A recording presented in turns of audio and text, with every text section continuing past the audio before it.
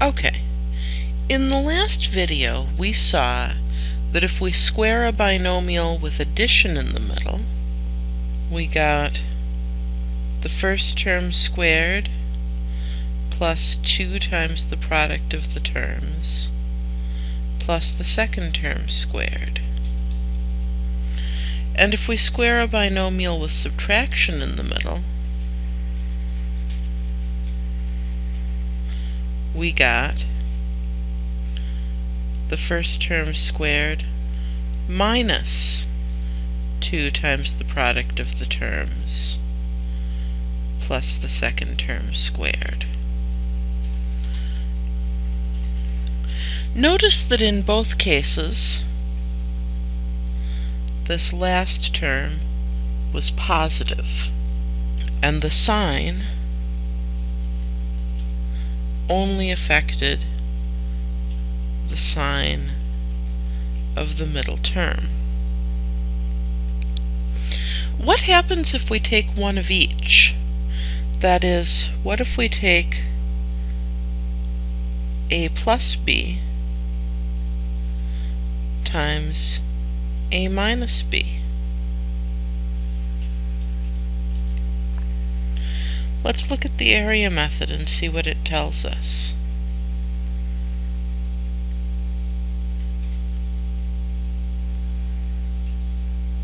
So we'll have a plus b and a plus negative b. A times a is a squared, a times b is ab, negative b times a is negative ab, negative b times negative b is negative b squared. Look what happens to these middle terms. We have a positive ab and a negative ab.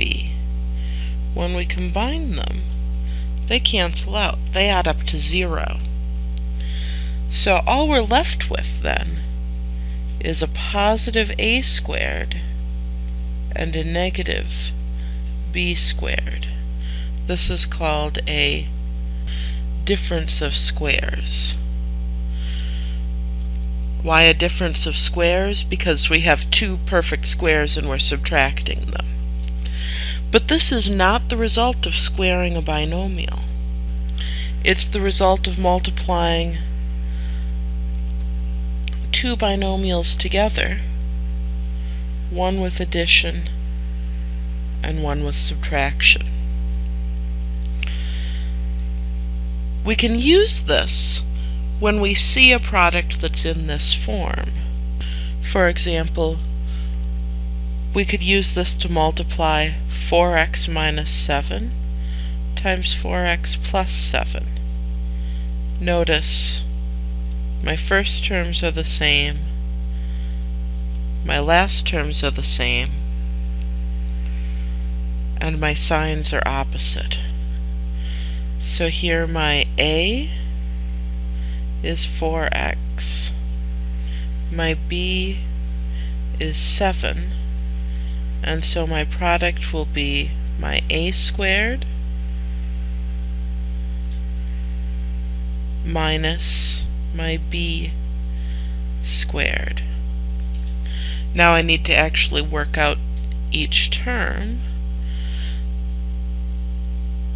4 squared is 16, x squared is x squared, minus 7 squared is 49.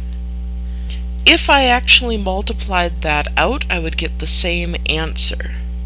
But remembering this difference of squares formula is a shortcut. It helps me multiply these more quickly.